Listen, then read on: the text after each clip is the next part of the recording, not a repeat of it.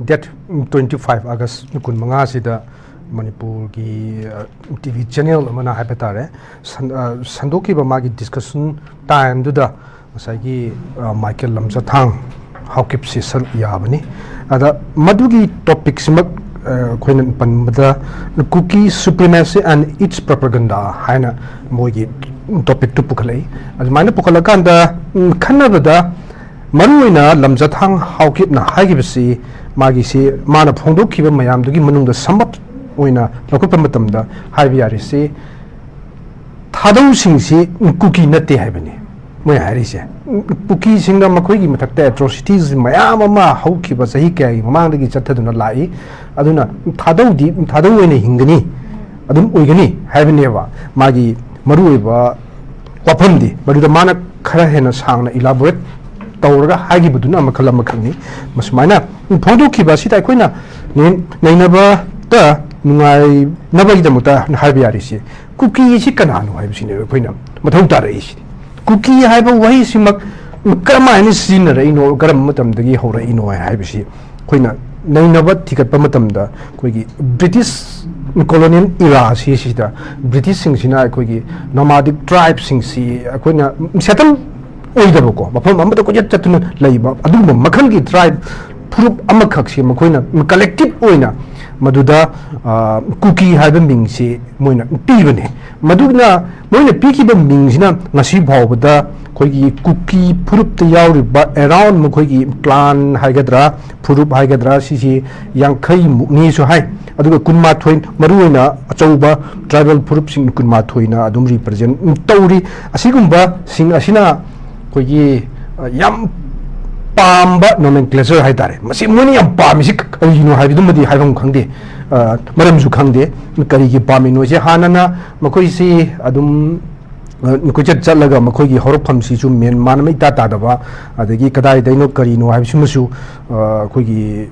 identify si ngamdaba haitare moi masana haijabagi matungina di makoi si Israel gi lost tribe amakhakne benai manase haiba tribe tuni hena makoi masana phongdokse adubu madu 2018 da laikiba findings amagi matungina makoi da benai manase natraga Israel gi lost tribe tuni haibasi hajik laiba cookie sing sini haibasi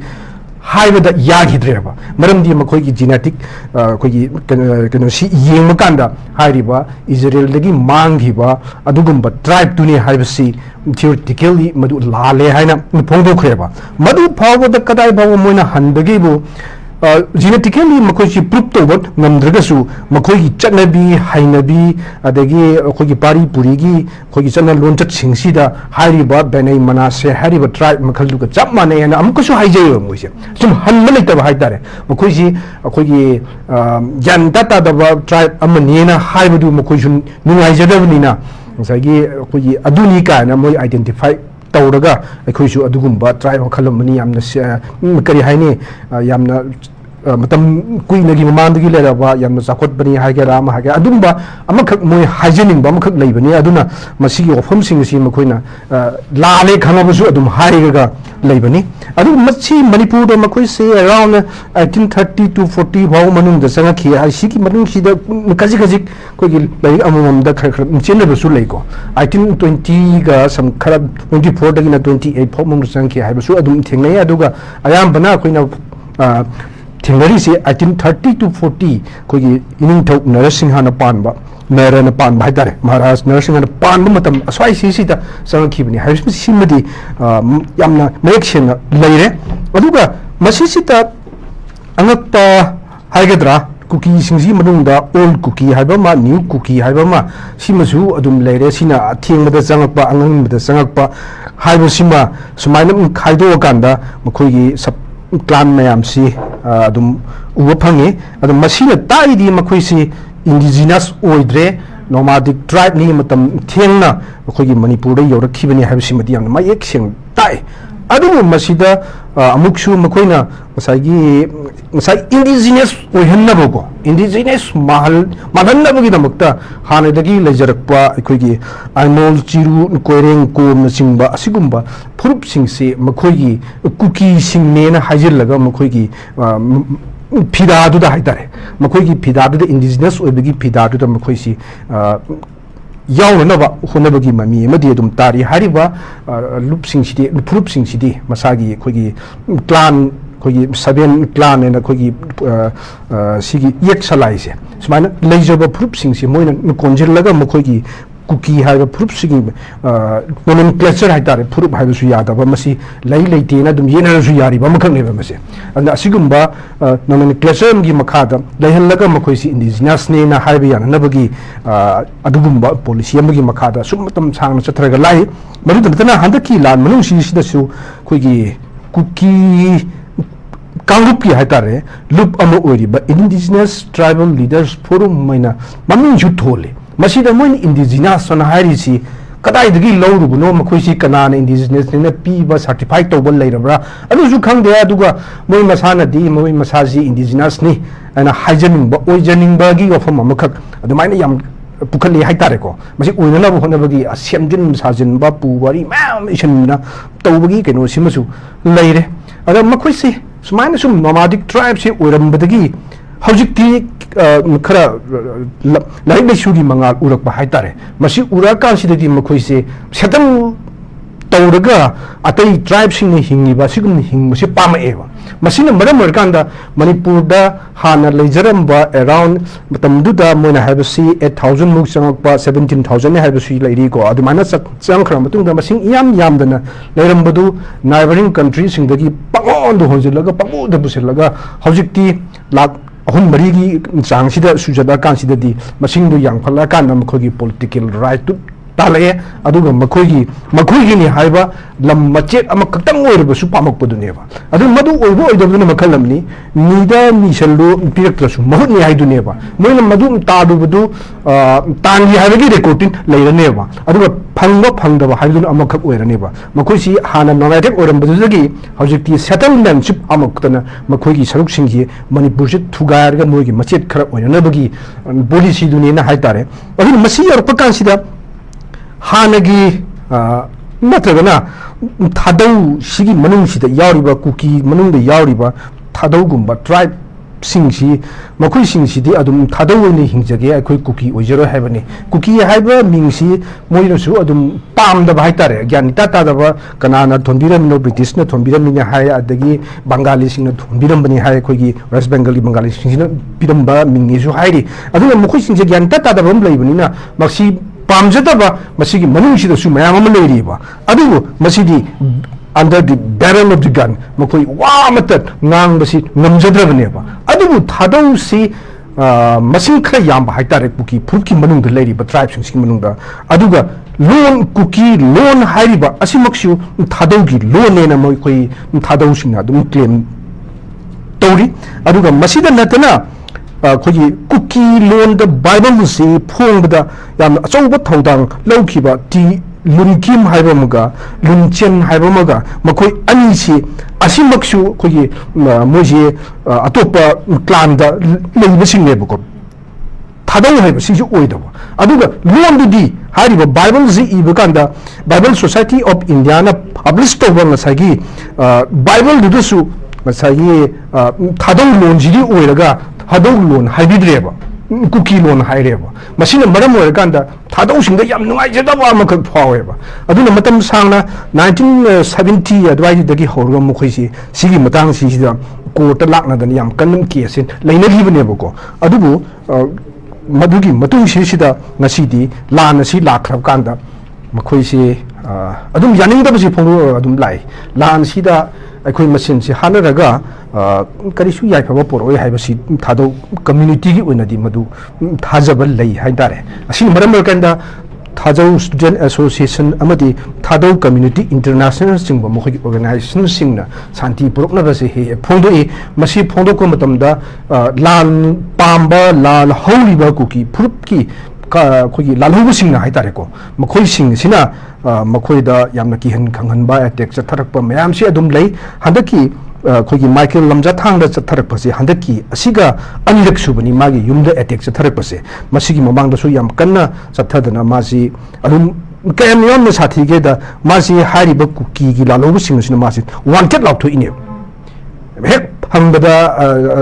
hat pa natraga tupa sigi pha pa pun bagi wafam si yauna masi wanted lauthokiba makhaksuni aduga masigi mana manipur gi integrity sida kadai phawba thajabal leibage haibudumati simasu achobo wahang amadi oiri adubu mana phongdorpa sigi matung inadi sumna khaki magi kuki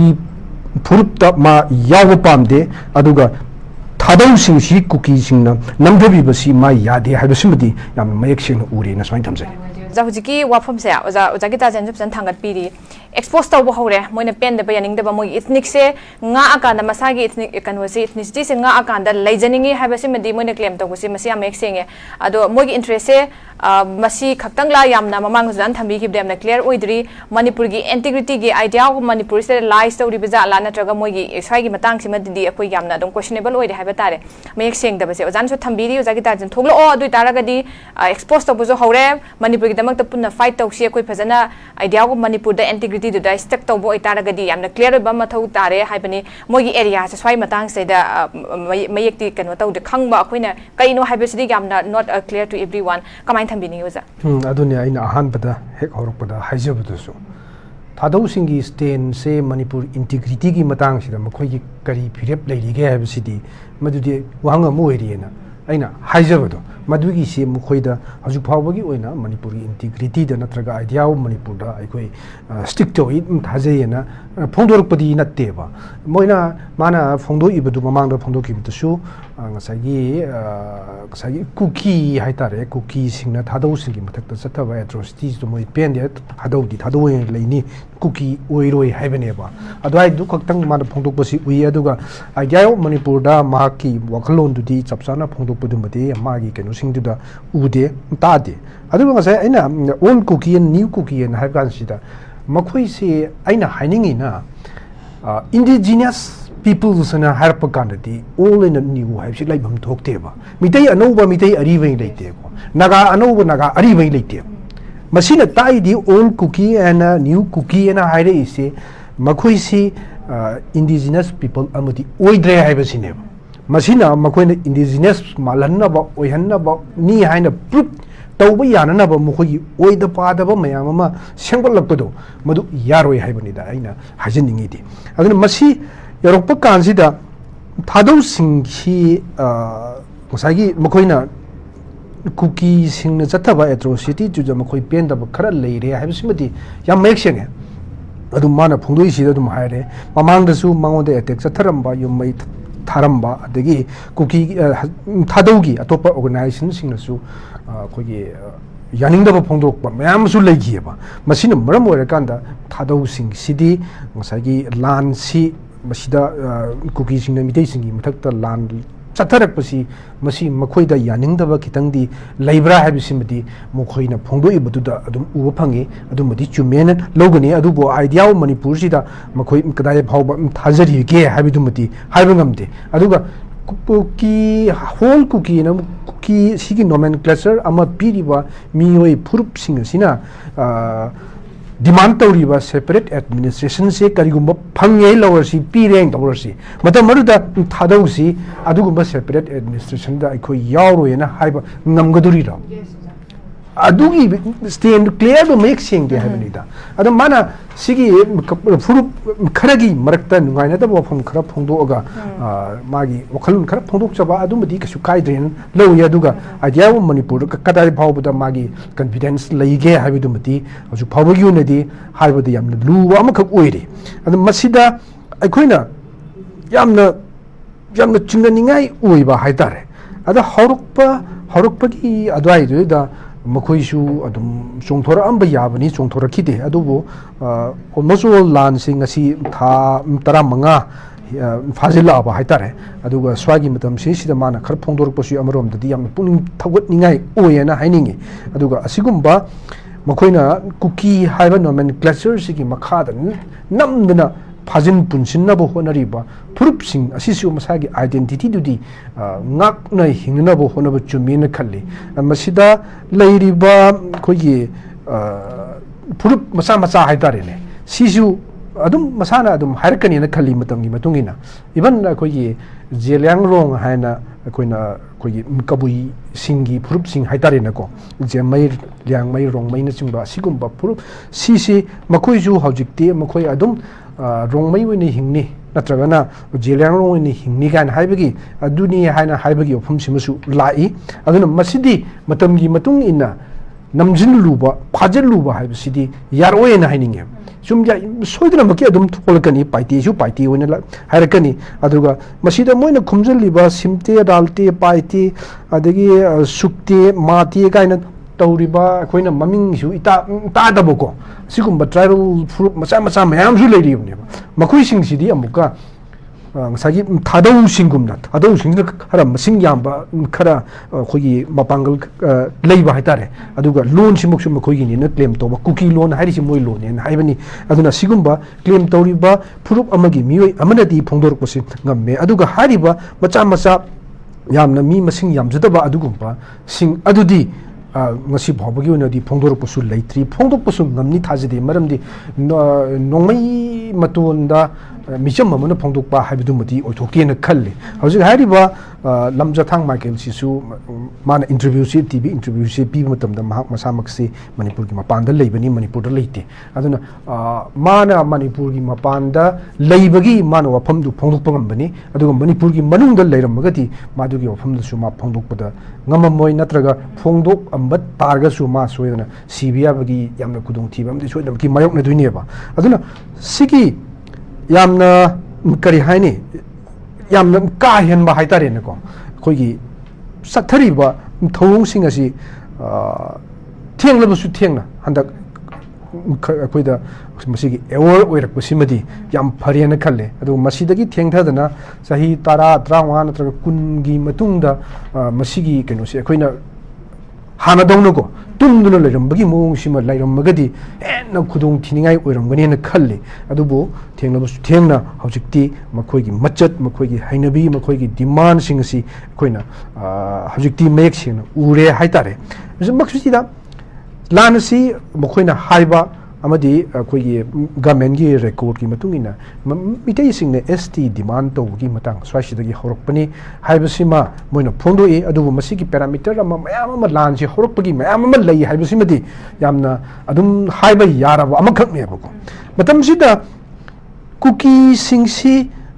cookie all cookie na tribal khogi schedule tribal oibagi kudung saba phangba haitare ne masi 2003 da phangmani aduga makhogi demand sina 1987 swai sidagi horakibane ba smaina horkum tam sida makhoina all cookie se sagi schedule tribe all zomi ga sagi cookie ga sini masi phangna ba demand se torokan sida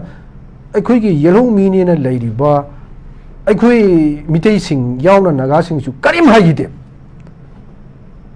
aduga naga singi oina su all naga haibo wahi se masagi schedule tribe list yaudeba sagi mai magi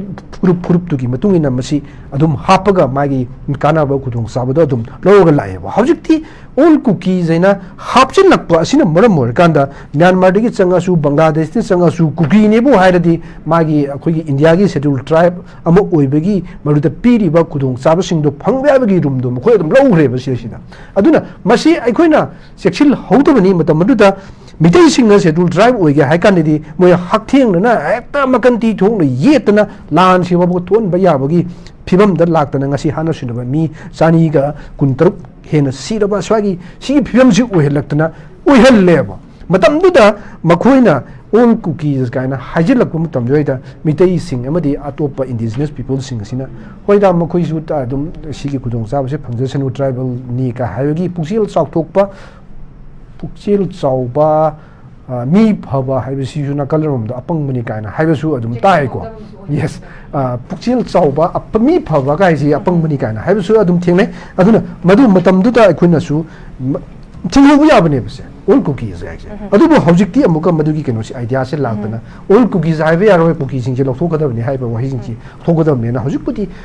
masigi procedure amada leigre ko madugina madu oiba oidaba haibadumudi matang du laksarasno aduga aina haijeningi di aikoi thenglamusu thengna makhoigi machat makhoigi hainabi masi mayam se khangak pasimadi ꯌꯥꯝꯅ ꯂꯥꯏꯕꯛ ꯐꯔꯦ ꯁꯨꯃꯥꯏꯅ Okay, as I am Zaku Huziki, Laiba, conflict Siki Mayonji, Magi Pra, Kogi Kukishna, Sagatli Bibatari, Mogi unification, Siki political visions, data, Kogi, a lower level have a situation, instability of situations, data, Machetana, Mokoi conflicts, Matamasadigi, Tolak Nabagi, Kudimakam, every possible conflict site, lower level,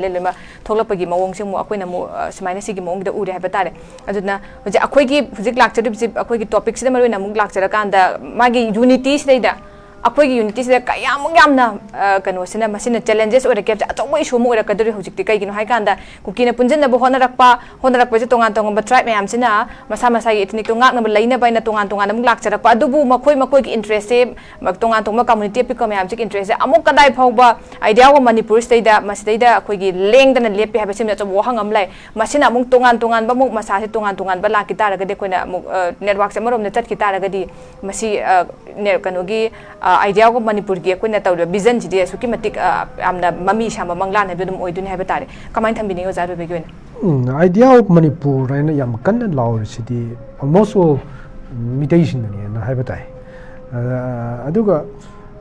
high sub tribes Lady Ba Mayam Sigi Wakalon si Wai Makoida idea of Manipur say later Moy habiting amde. Adubu Makoida Makoise Hozik under the barrel of the gun and Haitare, Aduna Maram Morganda, hiding a shoe Haibangam, the Wakajitang Hek Hairubuda, even Handaki, Lan, Siki Matanga, Adum Hainarigo, Haibasi, Adum, I may subming the Hazer, Siki Oza Makakna. Mitainas schedule tribe demand to the Yaning Su court Satpia in a Tragana Maril in a water, Tisapia, Aduga Mitai to Unchil Land Tab City Chumde and Hairugi Mazi, the Mahatkan in the King Badi of Mama Adumlay, Adugo Asmina Karimita Pondux of Namdrava Haitare Hozik Ladiba, Masagi Pibam Sida, Cookie Singi, Magi Supremacy, she Yamda Wankat Krebo, Cinema Morganda. Me at a sub tribe sing Mam Sikarimta Hazabangamdre, Aduga, Hozik Ozamani Hana Putopi Kiba, Masagi Regional Territorial Council, Ama Manipur, da Piba Yabagi, Oitopa, Laglava, Natraga, Piraba Haitarene, Masiguma, Pibama Lak, but the Henasati, but Tamangam the Piba Manipur, Mayuk Narapaya, and my something.